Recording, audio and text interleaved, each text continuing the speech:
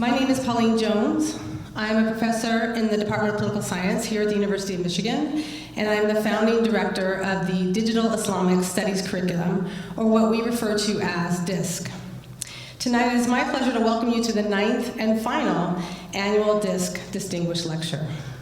Before I introduce our distinguished lecturer, I want to tell you a little bit about DISC, the format for tonight's event, and I also want to recognize the team that made tonight's event possible. But first, before I do any of this, I need to remind all of you in the audience that we will follow the university's policy regarding the disruption of public events with invited speakers and artists. What does this entail? It entails that we recognize the right of members of the university community, speakers, artists, and other invited guests to express their views and opinions at the university. We will protect the right of individuals to speak or perform and the rights of the members of the university community who wish to hear and communicate with an invited speaker or artist. Protesters also have a right to express their opposition to a speaker in appropriate ways, both within the confines of this building and outside the facility. However, protesters must not interfere unduly with communication between a speaker or artist and the members of the audience. If the host of this event, and that includes myself, or university representatives believe that protesters are interfering unduly with a speaker or performer's freedom of expression, those protesters will be warned.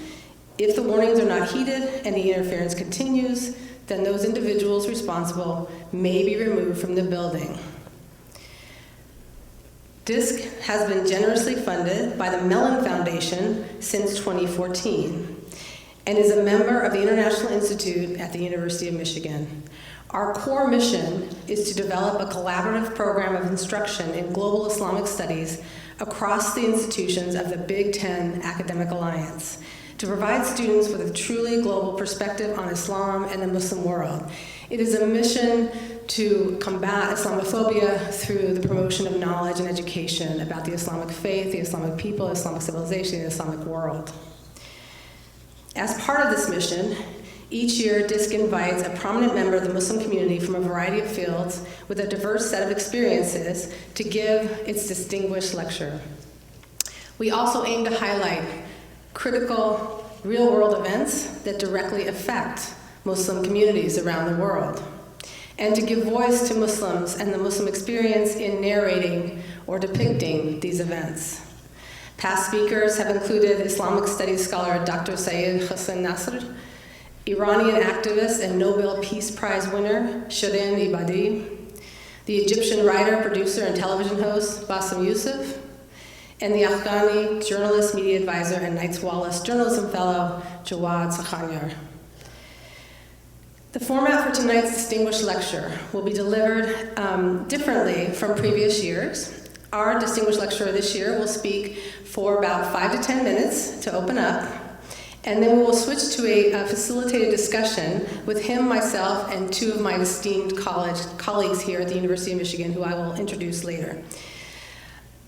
Finally, I want to thank the amazing team that made this event possible.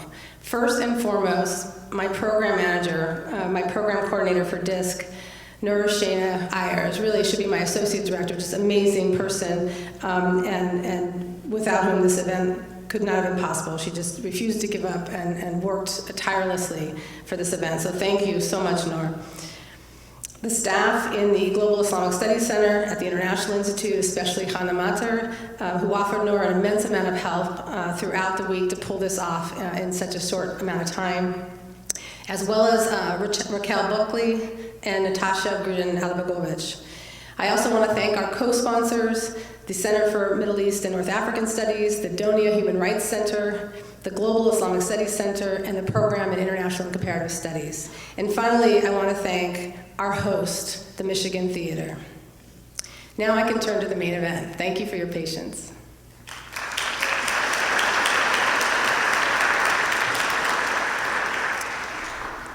This year, DISC welcomes award-winning Palestinian photojournalist Motaz Azaiza. Born in Gaza in 1999, his images have garnered global recognition with millions of followers around the world across his social media platforms. As an active photojournalist during the latest phase of the conflict in Gaza, Motaz photos have shed light on the suffering endured by Palestinians. Motaz has become a beacon of hope and resilience for many in Palestine and around the world, and I am here at this university and in this state of Michigan. He is using his experience to shed light on the hardships endured by Palestinians during the years-long blockade of Gaza, and more recently amidst this ongoing brutal war. Motaz's impact transcends borders and has earned him accolades such as the GQ magazine Middle East Man of the Year Award, recognizing his capacities to speak for those whose stories are often unheard. In 2023, one of Motaz's photos secured a spot in the Time magazine's top 10 photos, a testament to the power of virtual storytelling and the importance of sharing narratives that capture the struggle for human rights. This same year, Motaz received the Communicator Award at the TRT World Citizen Awards 2023, highlighting the commitment to communication and advocacy through relaying real-time updates from Gaza to his audience of over 19 million followers. Motaz was already recognized at the Lucy Awards, where he was honored as the 2023 Impact Awards winner. These acknowledgments just underscore the role that Motaz has played in changing global public opinion about the Palestinian cause and illuminating the harsh realities faced by his people in Gaza. Please join me in welcoming the 9th annual Distinguished Lecturer, renowned photojournalist, Motaz Azaiza.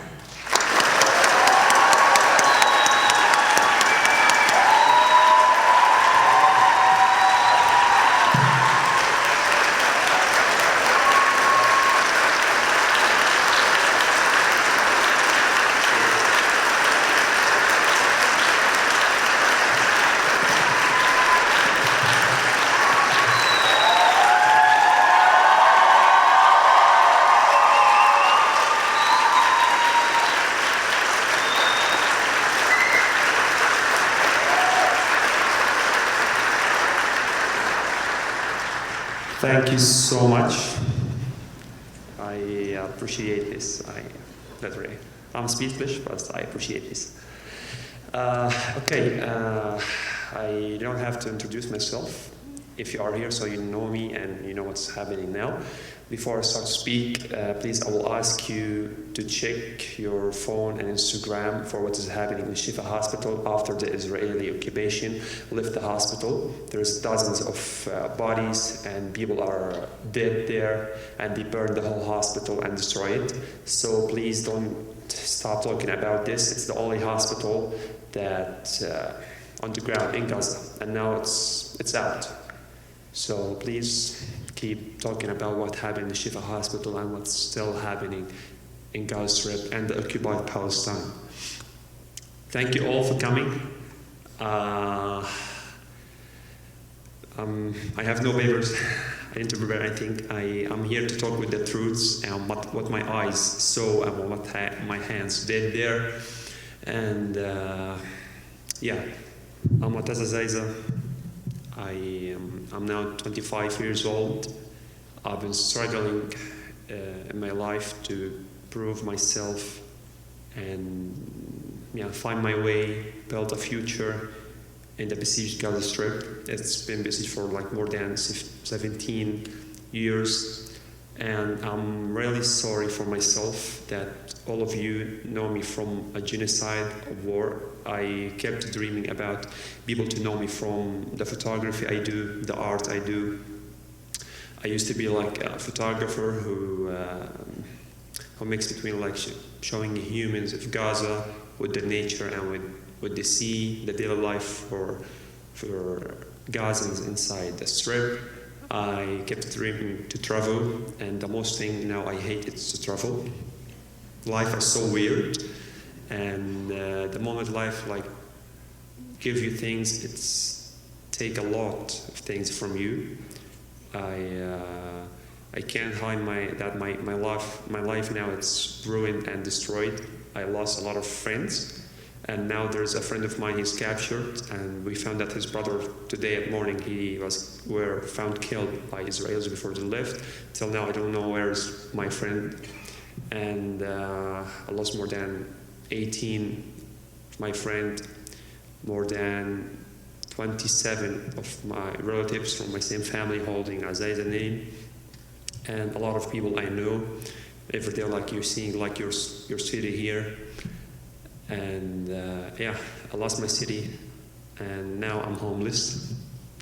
I'm originally from Gaza, so I'm not a refugee. But now, yeah, I feel how the life to be like a refugee or something. I kept dreaming about building a future in the besieged Israel, which was difficult. You can't. And my passport does not allow me to travel where I want to go. I'm here today just because I received the invitations after all what I've been through, not because my art or the things I dream about. I'm really speechless. I don't know what to say more. I showed everything I could. I survived from it 3 times. This is what I know and I saw. Once of time they bombed the building. I was going to look for food from a restaurant. I found it closed, and they bombed the building in front of me. I found myself on the ground far away, and they opened fire on me. And once of time they bombed the car near to me. So this is why I really know, I don't know, maybe God knows more when I was going to die or not. And why I left Gaza Strip, because in the last days for me in the Strip, I found myself just looking for food, water, and I was having my tent next to my house. I was afraid to the Israeli tanks to come to my street and make me leave, because I was not going to wait for maybe 18 or 19 years old soldier to come make me naked, punish me, or take pictures from me. And just because I'm showing the truth, I spent during this genocide, I spent more than a month in the street, sleeping in the street, because I was scared to go to my home, because I'm afraid about my family. For me, I never cared about my life, and I never had the chance to grieve, or just to remember the people I lost and keep maybe crying as a human about them. Didn't have the time, didn't have the chance, and even me going out from there wasn't that easy. And I decided okay, I want to go to see what's the problem with the war, that they are following me. Well, and nothing stopped, nothing changed. So it's about you're showing or not showing, it's the same. We are not looking for awards from the people and comments and supporting us. We are looking for actions to stop this genocide. It's filmed and the most documented genocide in the whole world. It's in 4K. And every day, in these moments actually, I'm talking to you, there's people are losing their lives, starving, and in a tent, don't know where to go, don't have anything to lose, and everyone trying to save his family and life. And the most thing that Gaza teach me about is to care about others more than to care about yourself, and to be for the people, not for yourself. Because if you are living for yourself, who are you in the end? So thank you for coming. And okay, I'm here, but it's not about me at all. I'm just want to deliver more realities and tell you about what is happening there and what will happen also. Because we have experience in wars, aggressions, genocide, and this is not the first genocide. I witnessed a lot. I'm a volunteer with the Palestinian Red Crescent Society, and I used to be like a first responder. I providing first aids with my camera, In 2018, I got a shot in my left femur by an Israeli soldier. Yeah, I'm good. And it's not the first genocide. You know, it's, for a lot of people, it's something new to watch, but this was happening since 1948. It's not the first time to happen. And it's not about what happened at the beginning. It's about what was happening before and during and after. Because now there's a land's been stolen by settlers in the West Bank, people getting killed. Yesterday I saw a video from the West Bank for Israeli jeep are moving on the bodies of some kids in a refugee camp in the West Bank. So what is happening in the West Bank is awful. What's happening in Gaza is awful. And I went out, I thought that I have power to stop this, but I found that all the high officials that I meet, they just want a picture. That's all. And when I start to speak about what's happening and he wants to show solidarity, he asked all the people around to go out from the office, and he throw his phone out and he come to me, and I feel like he's a Palestinian more than I. So yeah, I find it's more hard to fight from outside for your people than being inside. Because when we are not prepared for this, believe me. I'm fighting, I'm sorry for using fighting, it's not a real fight, it's with truths. Fighting people who are really well educated and know how to lie. The thing I have is just what I saw and what I experienced. I don't have more. And even I don't have my certificates. It was in the university, they destroyed the whole university. So yeah, I'm kind of hopeless, but I'm trying my best. And everything for me it's new. And believe me, the most thing I hate to think about that you all know me because of the genocide. Because now my name will be connected forever with the war, the genocide, what's happening in Gaza. It's no more connected to my photography, my art. I'm just a photographer who used to document what's happening in his home. I'm not the kind of international photographer who just travel here and there and he don't care about what is happening in different countries because he's just doing the job. No, it's what's happening to my people and my home. So yeah, I'm a Palestinian from Gaza Strip, and the occupation destroyed my life like millions of Palestinians. Thank you.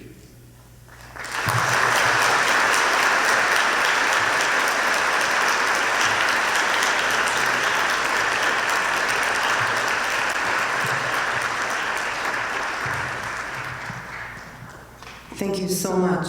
I think that is a perfect introduction and segue to the main part of the event tonight, which will be a facilitated discussion. I've invited two of my esteemed colleagues to join me and help guide the discussion, Professor Motaz Azaiza and Professor Rebecca Modrak.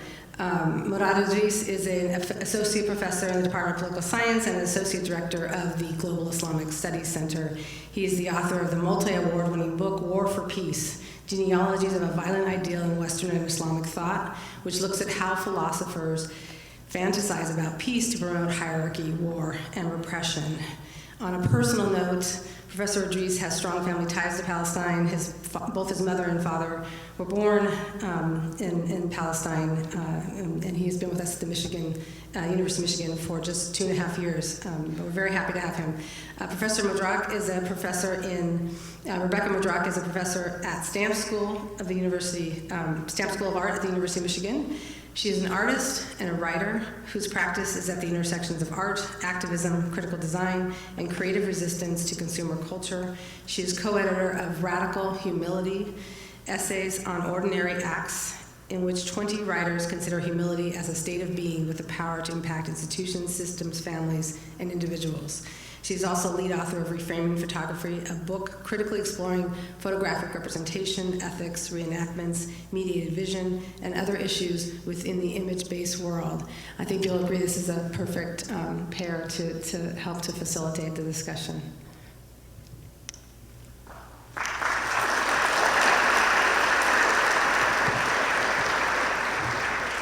And I'm going to ask my colleague, Professor Idris, to start us off. Great, thank you, and thank you, Motaz, for being with us. And it's an honor to be on a stage with you. To get our conversation started, I wanted to ask, so people have described Gaza before October 7 as the world's largest open-air prison. But it's also a place where Palestinians lived, struggled, went to school, went to university, had families, hopes, accomplished things. Can you walk us through any day in the life of Motaz before October 7? Okay, I'll talk about my life, and you can think like anyone from Gaza life, because we all was the same. My life before the 7th of October was kind of empty, and I'm fighting in a comfort zone, and trying to find work, trying to dream about traveling. Oh. Okay, that's good. That's better. Yeah, sorry. Yeah. So I hope you hear it first. So yeah, it was empty. I just started a work or the organization. My work is just about 4 days per month. That's all. This is the best I could get. And the rest of the month I was just doing photography or spending the whole day in my bed doing nothing, because there's nothing to do. Because as a photographer, I went all over Gaza Strip. Every area in Gaza Strip I have my feet touched. And it's really the biggest open air prison. Because if you will think, okay, I will go to the east of the strip, sit, enjoy the nature, you will lose your leg, because it's where the soldier will shoot your leg. Okay, if you will go to the north, you will find the same.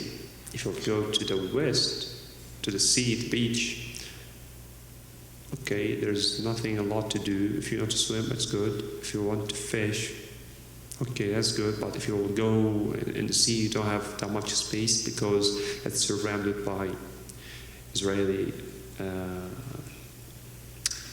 boats. For just maybe you have 6 miles from the sea. That's all that we have, or less. And if you will go to Rafah crossing Egypt, okay, where should I go? Okay, you worked hard to get some money to travel. You need to pay a lot of things so you can travel. Okay, you went to Egypt. If you want to go to any different country, you need to get the visa. And you don't have residence in Egypt, so you can't apply for visas. If you will apply from Gaza, you need to go to the place, but you can't go, because you can't go to the West Bank or Jerusalem, where the embassies are. It's also...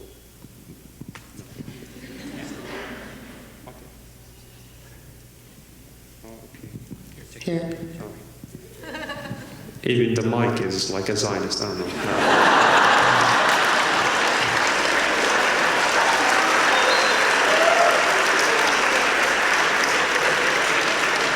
Okay, just...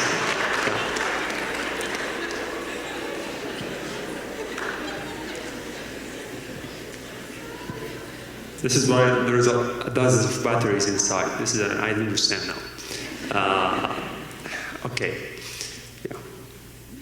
Yeah, to go to the West Bank or Jerusalem.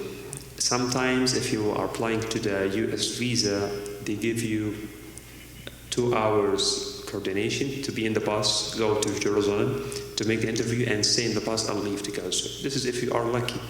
Or if you have a cancer, maybe if you are like 60 years old and older, you will get the permission to go to West Bank to get treatment, and you will come back a dead body. No one went to West Bank and come back to life. So for me, always like trying to make it easy on me, but it was really hard and difficult. Meeting friends, sharing the same stories, our struggling, and trying to improve ourselves, trying to prove yourself, trying to find opportunities. But there was no opportunity. I'm not sure there was no opportunities.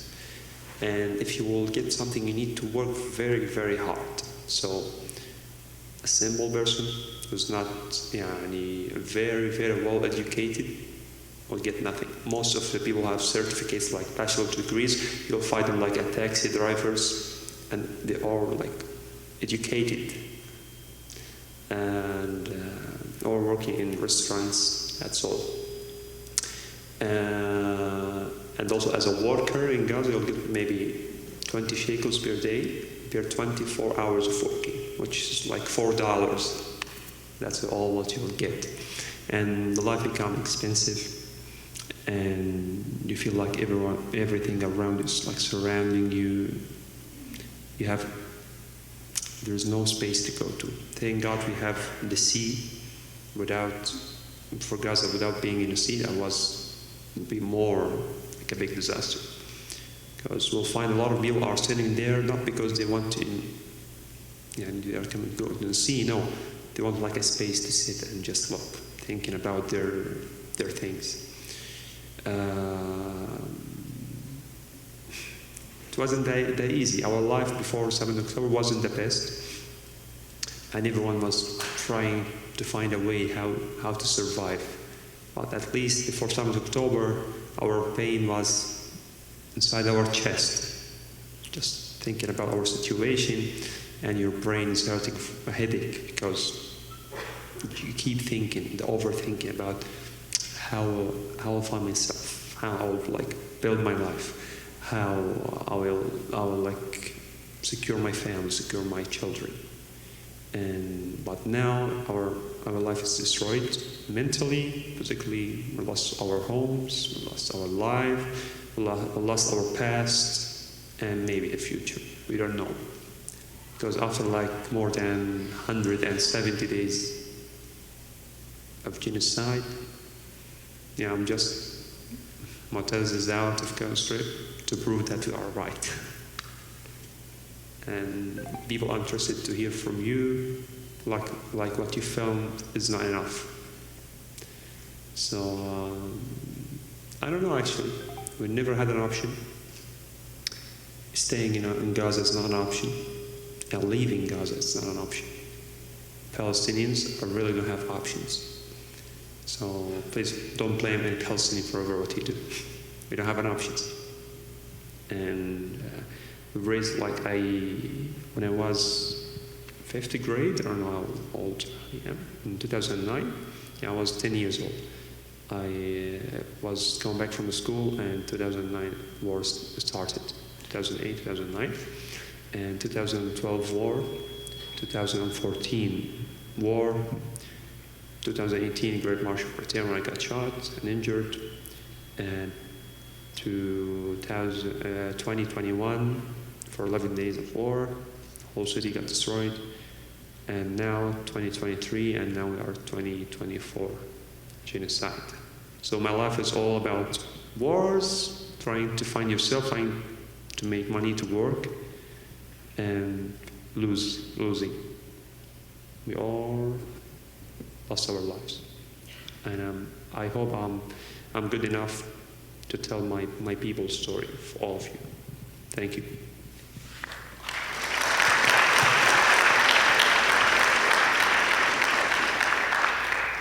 Thank you, Motaz.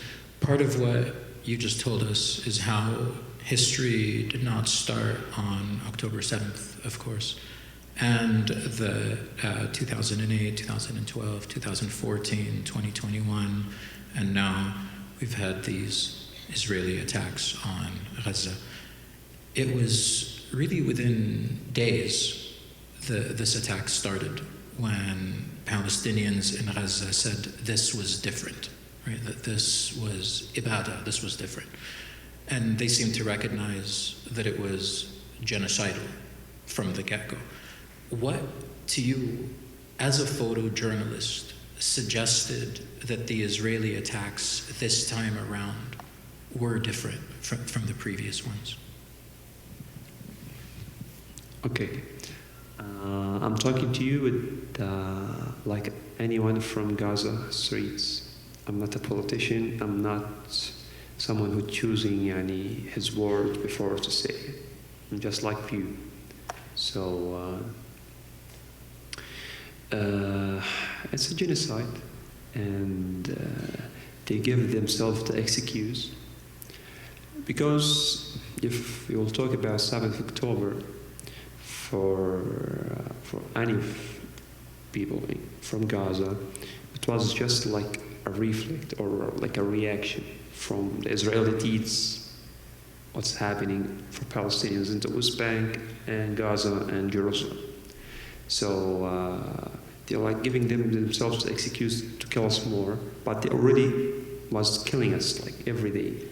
So I don't understand the point, like when they say like, yeah, because we are fighting terrorists or something, because the moment the Palestinians are fighting back, not fighting, just fighting back, they call you a terrorist. It's easy for them to say, and the moment they kill us, they call themselves that we are defending ourselves.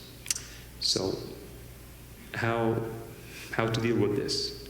If someone steals your land and killing your people, and you want just like to stand and fight back, you are a terrorist, and you have the Western world to believe him. But even if it's your own land, no one believes you, whatever you are doing. No, because you are the weak one. If you have the power, they will believe you. But if you don't have the power, no one believes you. Or they don't want to believe. This is the point. So, yeah, it's us who are losing. We lost our land. It's our land. So now they are giving themselves like excuse to kill more. If you are targeting a building, they wanted like until someone. If even there was thousands of people around the area, they will kill the thousands before killing someone.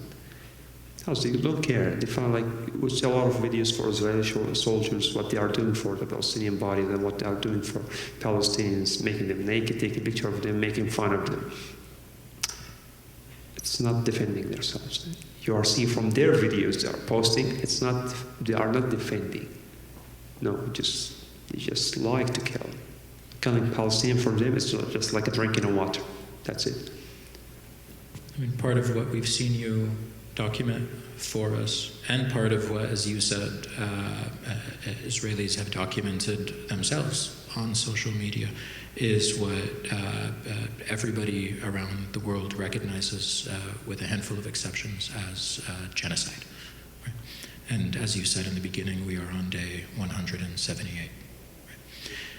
You've said before, as you've been documenting the genocide, you don't want people to call you a hero. You don't want people to call you a superhero. You've said that's a way that allows people to actually look away from and forget the people who've been killed and the people whose bodies remain under the rubble and the people whose taxes are paying for the genocide. What should people call you? How do you want people to think of you? And how do you want people to remember what you have been doing for Palestine? Okay, I would like them to call me a human, because someone like them. Yeah, I'm a blood, flesh, and hair. I'm just a human. And why I posted a lot of times about not calling me a hero or something. I was running the streets, filming, and having no connection. And when I connected to the internet, I felt like my face everywhere. What is it? And afterwards, I start to notice that people like to talk about me more than about what is happening. Actually, I'm just a tool. I'm just a tool from Gaza that he's showing you what is happening. So it's not about me. I appreciate and I'm thankful for the people who are really appreciating what I'm doing and supporting me. But I'm not a kind of celebrity who just want to show off and, yeah, here is my pictures. I'm documenting what is happening, and I've been doing this years ago, but nobody noticed. And this time, I don't know what happened, but the whole world noticed. Once of time, I found like more than 1 billion persons saw my posts, stories, and videos. Okay, I did something, but it's still going on, even if the whole world see. So there will have no excuse when in the future we'll say we didn't know. No, everyone in the whole world knows what is happening. Now, if you open your phone, you will see what is happening, but you choose not to see, because you can't hold seeing this. And you're right. What is happening there? It's not human at all.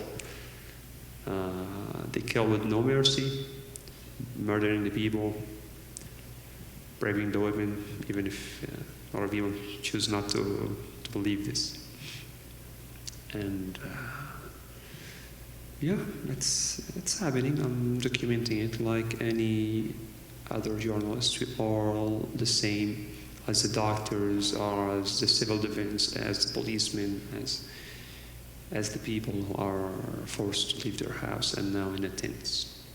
Just imagine you are a young girl. I see like a lot of young girls here, and you are in a tent and you have your period for the first time. There is no toilet around you. What you'll do? There's no privacy.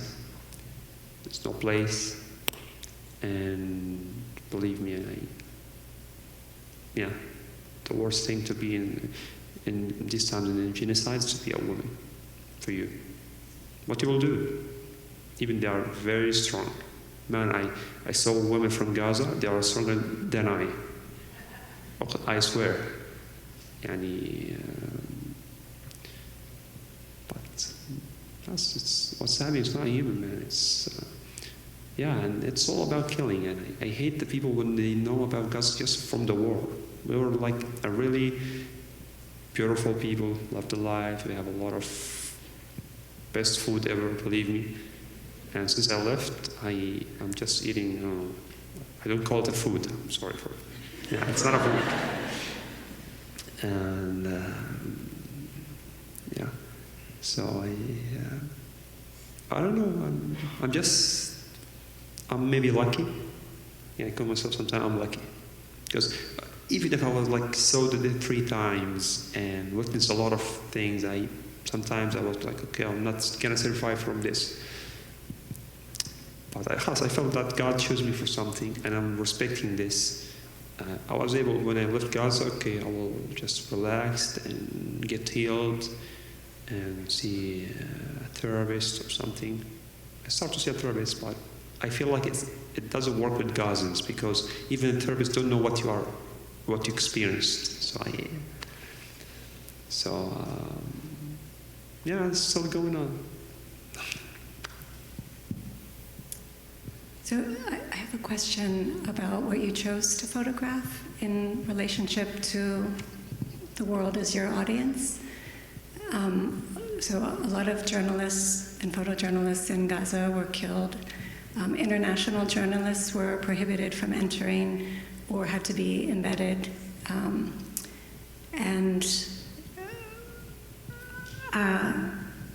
There are a lot of challenges to presenting the truth of Palestine. So I'm curious, how much were you responding to the news cycles that you saw and the misinformation that you saw in the news? And how much were you responding to what was just happening in front of you? So could you walk us through how you made decisions about what to photograph? Okay. At the beginning of the war, they prevented any international media to enter from Gaza Strip, but they brought some Western media with them, with the army, when they invaded Gaza. And in a point, they brought like some media they like. I don't know if I should mention any of them or not, but they thought that they will be free to do whatever they want without anyone seeing. And once of time, there's this young guy appeared. His name is Motaz. He gained like more than 18 million followers to see what is happening. And they brought like Fox News. There are just 7 persons watching Fox News, so they couldn't make it. And they brought the TV correspondent with them and running and covered by the tanks and showing what is happening. But I don't know. I feel like the people who really believe them, you should not even talk to them, because they choose that house. It's for them, they will not believe you, even if they are seeing and witnessing by their eyes. They are stupid enough to watch from one eye. And when you want to understand something, you should open your both eyes to understand. So about what to photograph, I was like photographing everything. Before this genocide and before 2021 war, I was just like a young photographer who's filming or taking pictures with a, like, I'm so calm, I'll take pictures slowly. And in 2021 war, other journalists screaming on me, "Let's take the picture fast." I don't know how to take pictures fast, man. I'm a cool guy. I want to take pictures slowly and fine. But I find that's not working with me, because when I'm taking portrait, taking like landscape, I'm just doing things I love. I want to spend more time in it. But when you are taking like actions, what's happening on the ground, and waiting for like, maybe they will destroy this building, so wait, it's coming, they will bomb it, you need to film this or take a picture for it. It was difficult, but I got experience in this as a photographer. So now I'm good at waiting for the moment. This is the thing. But what I really keep seeing is the most terrific and horrific pictures. No one saw it because couldn't even just like catch my camera, take the pictures, or my camera was lagging, so I couldn't take the picture for it. There was a lot of pictures I couldn't take because it was, first, sometimes I choose to help or to rescue more than taking pictures, because for me like a human life matter than the pictures. That's what I believe. And I know I'm a photojournalist, but I believe like, no, if I can help him, get him with me in the car, take him to the hospital, this will be better for me. I will not go home or not home. I forgot that I was in the street. I will not sleep and can't sleep because I keep thinking that I was able to help him, I couldn't. So I was the one who's like providing first aids, taking pictures, driving, and trying to survive. I'm trying to find food, blah, blah, blah. So I took a lot of pictures. I was always like trying to mix between my art and even if it's a war, but I'm taking pictures with a good eye, maybe. But believe me, the most terrifying pictures, no one ever took. And we can't post it even if I took it, because they will delete it, as a lot of my videos and pictures deleted by Meta, by Instagram, by social media. So I never choose what to photograph or not. I was photographing I was like open shutter, like I just photographing what's in front of my eyes. But yeah, I just was focusing on the most important thing to show, what the real world are waiting to see, and what is the reality that's happening. And this is what Motaz is about.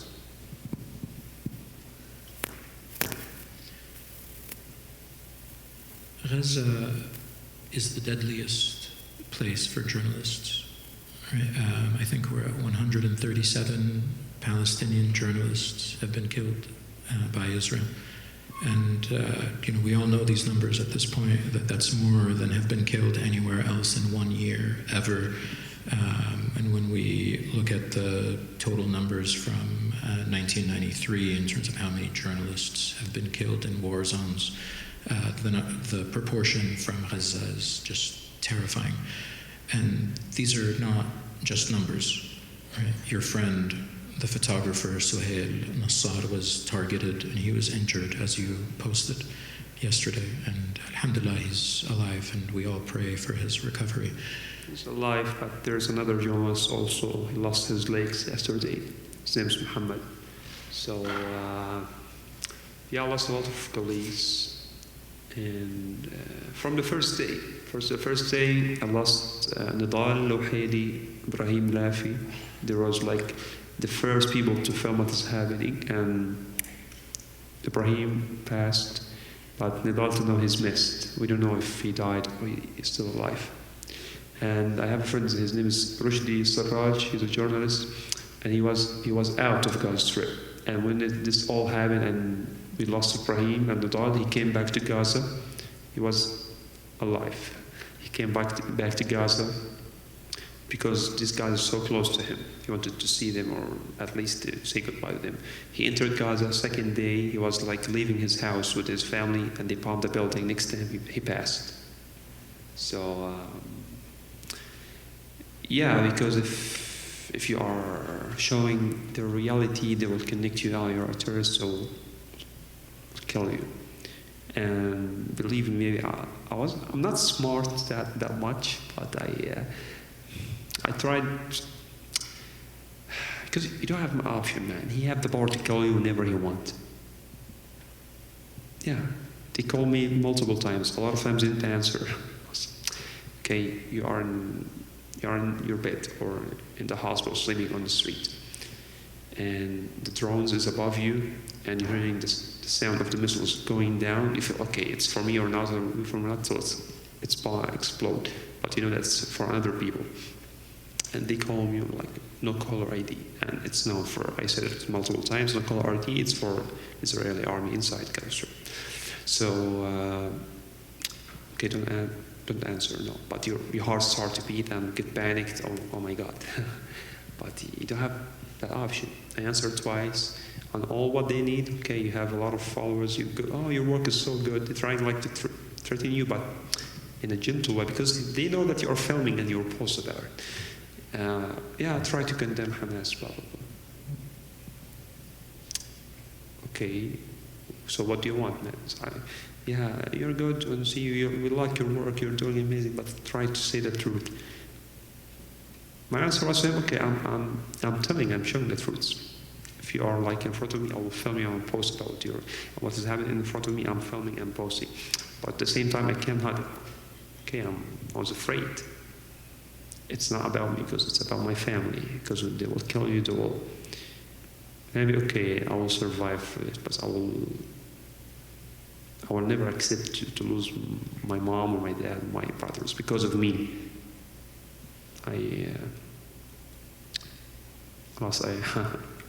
Sometimes I was going to close my account and disappear, because no one of the 18 million followers will do anything for me if I lost my mom or dad or brother, because of me showing the truth. I'm showing them, and no one does anything. So I was, and then I'm a human. I feel scared, I feel fear, but I'm trying always to stand up and don't worry. Just continue what you're doing. You're the right way. Be careful. But man, this is why no one should call me like a superhero, because I'm the same. Superhero, so don't be afraid. He can hit the wall and he's okay. I can't hit the wall. And I can't handle a drone rocket when it hit me. So you'll see my head there and my body there. And just, okay. I kept thinking, okay, what is it? Maybe sometimes I thought about, okay, maybe if you pass or they killed you, maybe this will stop the war. I was crazy enough to think about this. But after like 137 journalists lost their lives, nothing changed after they're killing babies inside their mom's body. Nothing changed after the Israeli tank moved above our bodies. Nothing changed after our cats and dogs eating our bodies in the streets. Nothing changed. So, and then I said, okay, no one deserves to sacrifice your life for it. You did your best. Try to do more by meeting with all these people and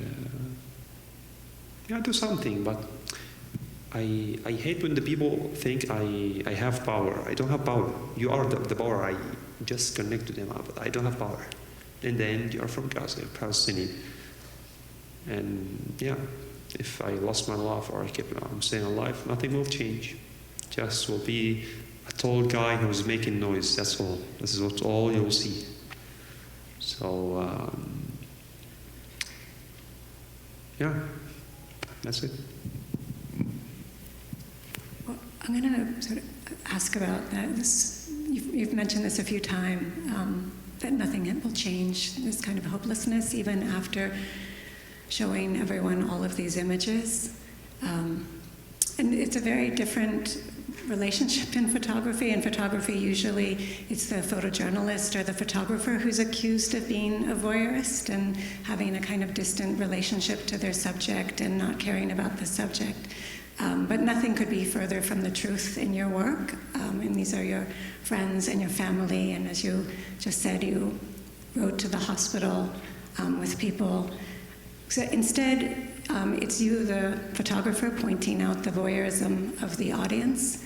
And could you talk a little bit about that? Have you thought about why this voyeurism exists and what makes it possible for people to be voyeurs, even like in this situation? Okay, to be fair, when I went out from Gaza, I thought, okay, I will find the whole world is stopped, no one's doing anything because of Gaza. I went out, found people are enjoying their life, it's fine, and celebration like everywhere, and just mentioned, oh, Gaza. So I just went down and I found people in solidarity with you, and they are like, we're in Kafia, but he's sleeping here, but hey man, but showing solidarity, but okay, then, but what they can do, they are not going to ruin their life or to kill someone to stop the genocide.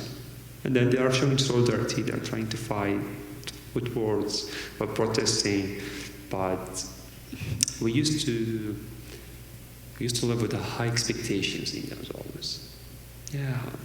Our brother Arabs will fight for us. Genocide now.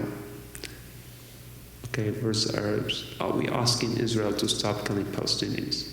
You're asking? Okay. Israel need funds. Okay, the US will send billions of dollars to Israel.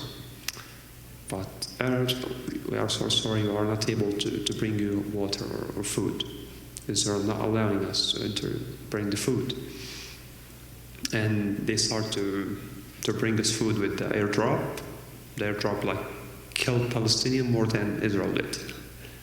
Throwing it twice, and people keep running behind it, and not all of people getting the food. So people in Gaza thought that the world will be just not moving, and just they are in solidarity with us, and they will start to free Palestine. But you went out, you found that people are the best they can do. They can protest. We respect this, but maybe it's better to protest when it's still occupied, but there's no genocide. But now people are getting killed, so we need actions. We need a really true actions about what is happening. We don't need words. And but also I told you in the beginning, we don't have options. We're asking people, begging people to stop this war and genocide, to boycott. But in the end, this will affect, but for next generation, it's not gonna affect now. And the only thing we are looking up to stop the war. So we're looking for something now. And yeah, this is why I'm here. I thought, okay, maybe Motaz, if you went to the US, you will meet people who will protest and do something. I came to this, I found if you will protest, you need to apply for application and wait for maybe 2 weeks to protest. I thought that I would go like our country can protest any moment. Yeah, this is not happening here. So yeah, I thought I could change something, but maybe it got faked by the millions they followed me, because I thought that I have power, but I have no power. Yeah, and I found also the millions who have power. They just, I don't know. Sometimes I feel like I'm rude to say that, but yeah, if the millions in savage inside, you all use this. Yeah, and I went out, and people are talking and posting about Gaza, and then they are inviting me to eat lunch with them and eat food. And because my sons came from Gaza, we bought all the best food here, okay, how? It was like we're watching videos for bodies in the streets, and people getting how you eat with joy. I'm sorry. Also, a lot of people, I respect them so much, but no one really feel someone from Gaza. Only the Gazan. Only my friend Yahya is here, and yeah, we are from Gaza. Maybe he's the only one who will feel me well, because even Palestinians who not living in Gaza will not really understand how hard it is. I also, again, with all respect, I expect even all of you to come here and see me talking, but I wish this to change or to stop something. I don't want to be useless anymore. I think this actually dovetails with, one of the questions about the university and the students, right? So, and this is something that's unfolding across American universities, where many of them have large endowments that are invested in companies that profit from the genocide, and where they have tried their best to silence and criminalize student protesters and student demands. Our Palestinian, Arab, Muslim, Jewish, and other allied students have been organizing tirelessly every day, demanding a ceasefire, demanding an end to investments in companies that profit from the genocide, demanding to shut it down. And they've been met with repression, slander, threats, and policies that criminalize protest. So I have two questions here. One is, many of these students they're here. They're actually right here. What message do you have for those students who are still going out every day trying to find the right kinds of actions and trying to protest? And then the second piece of that question, if there's one image or one video of yours that you would want to share with the university administrators who are responsible for repressing student protesters, what would it be? Can we first answer the first question? Because I will forget what you asked me, and it's a lot of talk. There's always two parts, sorry. Yeah, okay, but the worst scenario will happen to you if they threat you. You don't have drones above you will kill you. You're in the US, so you can do whatever you want. The worst thing, okay, maybe you'll get fired from university or kicked out, I don't know. But believe me, you're not gonna lose your life. But if you're in Gaza, you will lose your life if you are showing the truth. And you just show what they are doing. But they are bad enough to not even want to see what they are doing. So continue. If you believe in what you are doing, continue doing what you want. Because if you believe, no one can stop you, believe me. And then it's all what they can affect you, it's words. Me, they are calling me a terrorist. But just like having my camera and showing them, showing the world what's happening. So if I accepted to be a terrorist and was there in the war zone, for you, okay, they will call you a terrorist, but you're in the safe zone, you can do whatever you want. And be proud about it. Because if your enemy is calling you a terrorist, you're right. Because they want to show the whole world they don't have the truth. You have the truth. They want to show the world that they are honest and you are lying by calling you a terrorist, because they know that the world are afraid from terrorist attacks or something like this. But even with the Palestinian, they didn't call him a terrorist. They call it occupation. We didn't think about even a terrorist, but because they are the weak. They are the weak in their beliefs. They are calling us a terrorist because they know that we are right and we are fighting our land and for our rights. And the easy thing now, okay, let's call him a terrorist. So, yeah, the world will start staying with us. This is the point of calling us a terrorist. And part two of that, if you can think of one image or one video that you took that you would want to share with university administrators here and at other universities who, the same playbook has been rolled out, is there one that comes to mind? Actually, there's a lot. And I feel like my brain is in a mess. And even a lot of universities asking for me, just Motaz, open your laptop and send this picture with high resolution so we can show it. I don't feel like I have power to turn my laptop on and to take a look for the pictures again. And I don't trust anyone to open my laptop. So, but there is a picture for a young girl. This is a Time Top 10 picture. I was above the building. It's 7-story building. It's all destroyed, and she's under a very heavy rubble. It keeps like for 2 days till they could get her out. There was no machines. There was even no lights. And for photographers, there was no light. When you slow your shutter, you'll get more light so you can see. Just slowed my shutter to see what is under this rubble. And she was like, yeah, little girl, or a young girl. She was like 16, 17.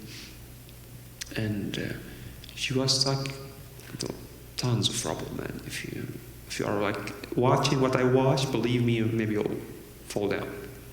It's a lot. And another it's a video from me with a baby.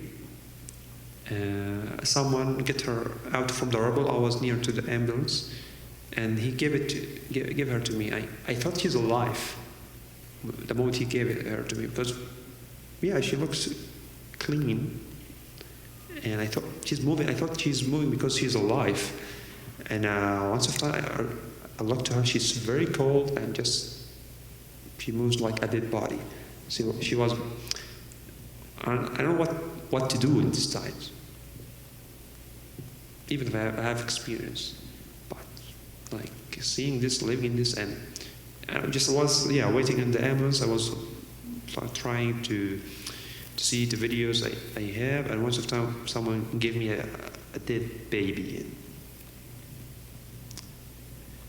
Okay, maybe in the same moment I will not show my shock, but believe me, this will live with me for a long time.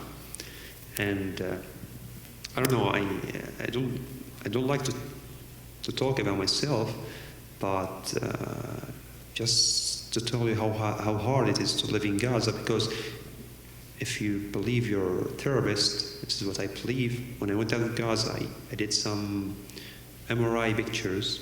I found that I have 2 tumors, and one in the bones, one in colon, what they call it. And they said it's pain, but it's denied. Sorry, but it's because the pressure and depression you have. It's like for yeah, the age of the tumors was like maybe 10 years. So, yeah, okay, maybe I didn't die from the war, I will die for tumors, that's good. So yeah, man, even if you don't show it and talk about it, it will eat you from inside, because no one can even live this. And I know it even looks better when I'm talking about it, because I'm trying to look nice. But it's not nice the way I'm talking about. I should be screaming when I'm talking about this, but I don't want to scare the people. So yeah, man, there's a lot. But even I don't go back to my Instagram, and I was always trying to make my pictures and my Instagram looks good as a photographer. Now it's all ruined. It's part of my life as well. And yeah, I don't know. Just keep me saying, I literally don't know what to do, what to say more, what to act, or should I now do nothing and sit and get my medicine, or should I, because I have a lot of issues in my stomach. So, or should I keep traveling? And believe me, I kept dreaming about traveling and to try the airplane. And the most thing I hate now is to go in an airplane. I get so tired and exhausted, and it's not something to enjoy actually. So yeah, a lot of pictures in my brain. Sometimes I think about I'm showering. Sometimes before I sleep. Sometimes I talk to people, and I keep feel like this is not real. All what's happening is where I am, who are you, who I am. Nothing looks real for me. So maybe I can follow up on that. Over the course of 4 months of 108 days, we those of us who were following you, we saw your face, your expression, your smile change. The genocide continued, and you were witnessing more terrible things. You were documenting these terrible things for us. And you were also documenting the impact of the genocide on yourself in a lot of these videos. Can you say something about the experience of being a photojournalist in October, then in November, then in December, and then in January, documenting the genocide and its impact on you? Okay. The thing I really remember is the last month before I left. You should not talk to me in any way. I was just always panicked and angry, and always trying to find a fight. And even my mom, when she was talking to me, she was scared, because I'm always replying to her with anger. Not me. It's not me. Because of this, what's happening, it's not easy. And so at the first days, I was looking more good. I was going to the gym every day, taking care of my body, blah, blah, blah, blah. And I have more black hair. I used to have more black hair. Okay, after a month, I started to lose weight. And I didn't care about my hair color, but once upon a time I was exploring Instagram and found that people making images for me before and after. See, okay, that's for real. I looked at the mirror, oh my god, yeah, it's a white hair, it's more than I used to have. So the people make me notice that my look changed, or the way I look. I didn't notice that, because you don't notice. Yeah. But but even if all what is happening, I was the one who always trying to take care of the way he looked. I used to that, so it's not something because okay, I have millions of followers, I want to look good. No, this is Motaz. I used to get panicked, be always angry, and now I'm a kind of person who's trying always not talk. It's because I have a microphone and I'm talking all the time. Yeah. I don't like to talk a lot. I don't respond to any message.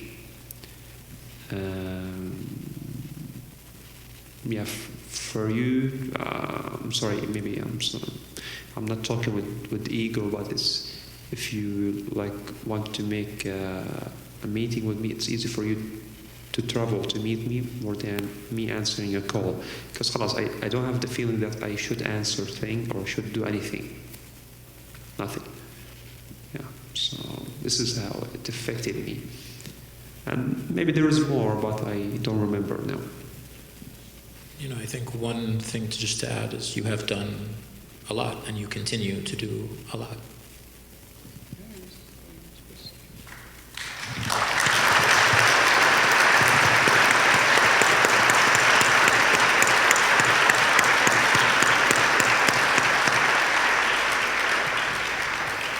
Thank you. And I just want to ask a question for all of you. After you do this, what should I do? Because I don't know actually what to do. I'm just say thank you. So, yeah.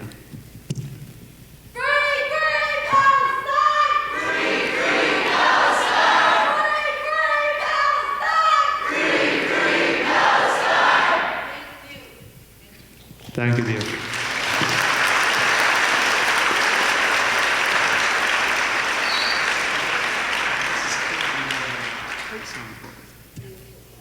Yeah, go ahead. Can we go ahead and we might wrap up with one more question from Rebecca Madrak. And I don't think we have enough time for... We have time for maybe 2 brief question and answers from the audience. Fantastic. Thank you, fantastic.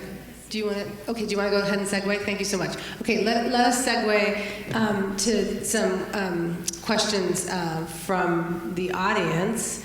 Nora's going to let us know what those are.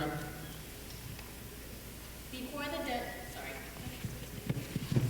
Your voice is loud enough. Before the genocide, what was your favorite places to go?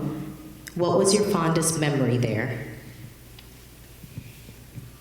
Okay. Before the genocide,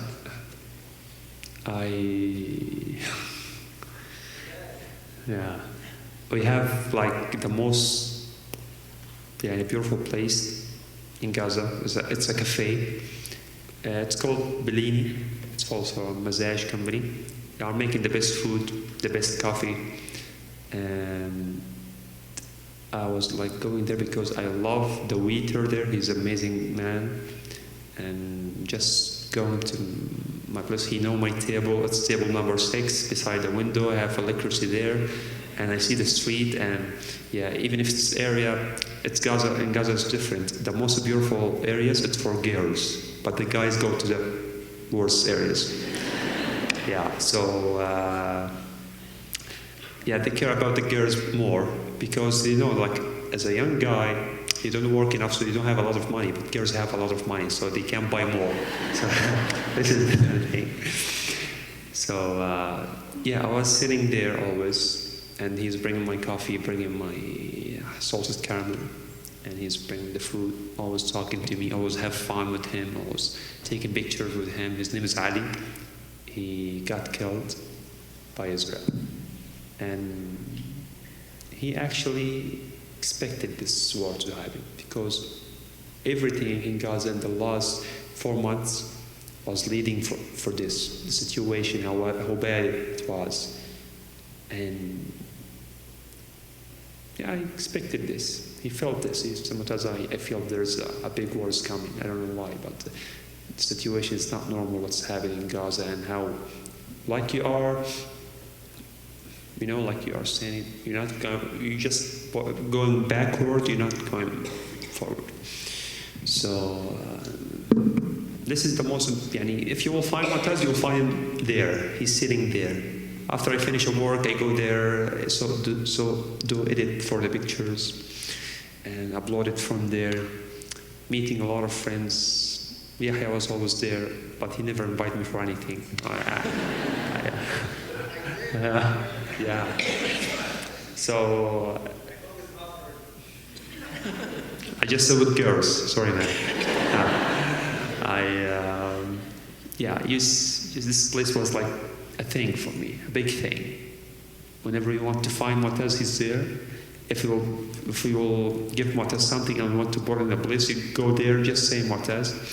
If someone wants to feel like they are treating him better, just say, Motaz is know me, so they'll do better. For me, it was best place, even if I lost all my money there. But for me, it's the best. As a young guy from Gaza who like to sit in a nice place, as a photographer, maybe you'll find me above a tower, try to take a picture for the sunset, and maybe on the sea, maybe east of Gaza Strip, but trying to not be shot. And it's always like a drama there. Your life is not a normal life. Whatever you do, whatever you have it because you struggled and you fight for it.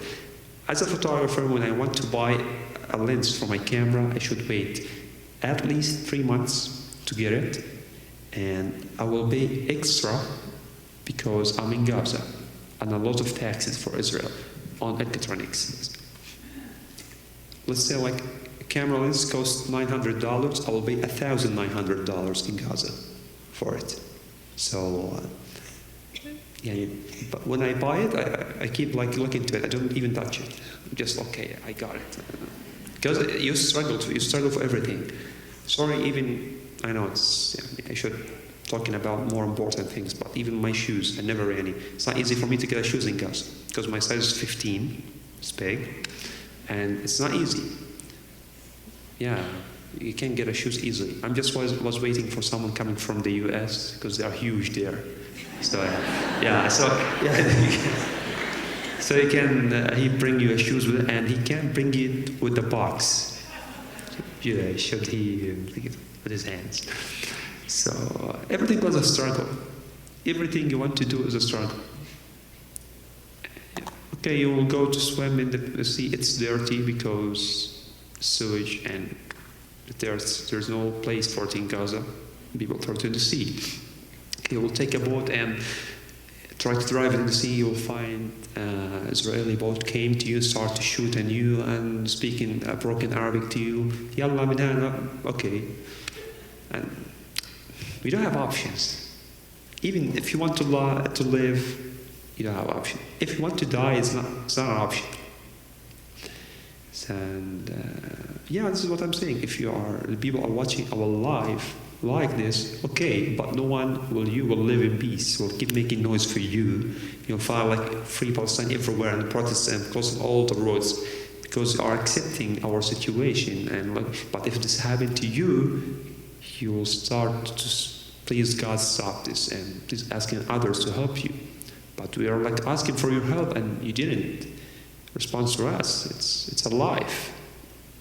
Like believe me, during the war I was like watching videos and there was a channel bringing the news from Gaza, but not real.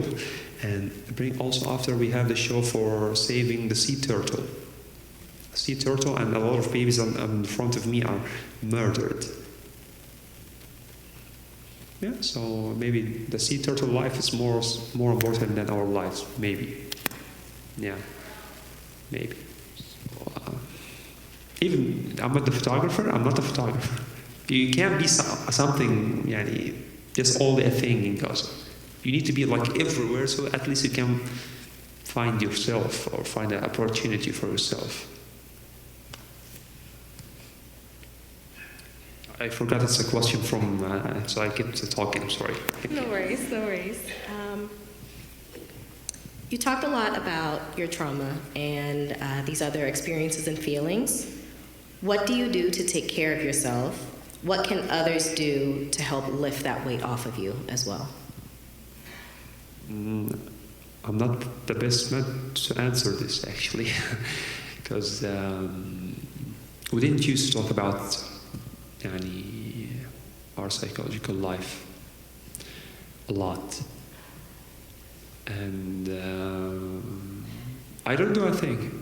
Okay, I keep feeling my body is going to collapse. I have a headache, my back is hurting, my legs are hurting, I keep seeing the images, keep dealing with. Okay, every moment, like even I'm here. Yesterday, I was okay. I want to leave tomorrow and go back to Gaza. I can't live with this world. I can't. And I don't know what to do or how the people will help, how anyone will help. But I'll feel better if the war stops now. Can anyone stop the war or genocide? No. So. Yeah, but you are not, you are not cooking something, so it's no, it's exactly.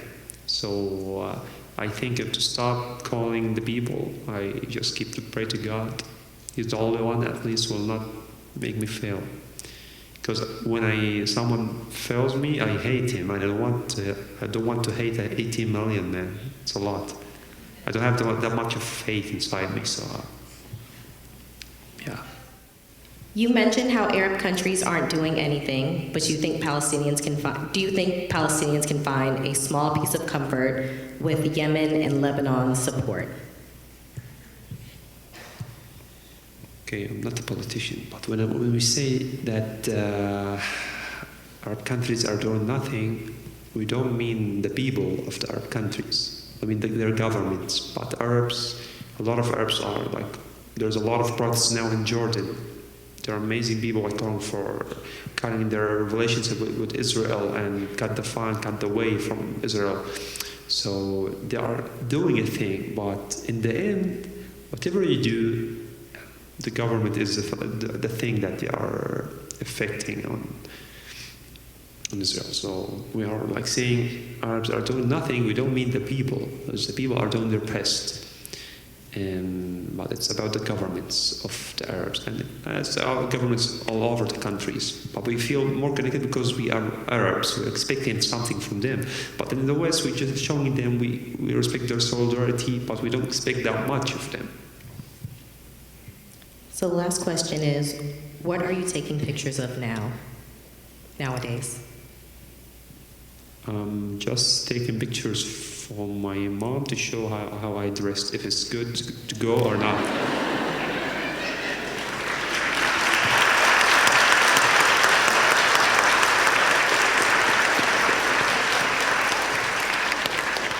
Yeah, I got a new camera. I didn't use it till now. Even it was my dream to get it. But Camera on me. Okay, thank you.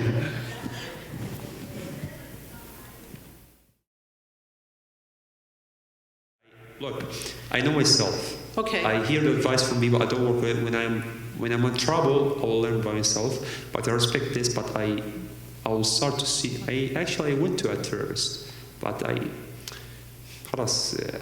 maybe it will be better for me to go when the war stops, because now I will focus on myself, healing myself. But now I can't, because there is a huge responsibility on me. I didn't choose it, but it's on me. I will never leave it, because if I left it, I left Gaza. No, I will never leave Gaza, because this is a place I'm from, and it's my home. Now I'm in the U.S. Every Arabian guy is dreaming to come to the U.S., start a new life. But I have the opportunity now to stay, but I will not, because my home needs me, and I feel homeless outside of Gaza. So I thank you very much, but maybe the war stops. I will get the contact, but after the war, I'm all yours.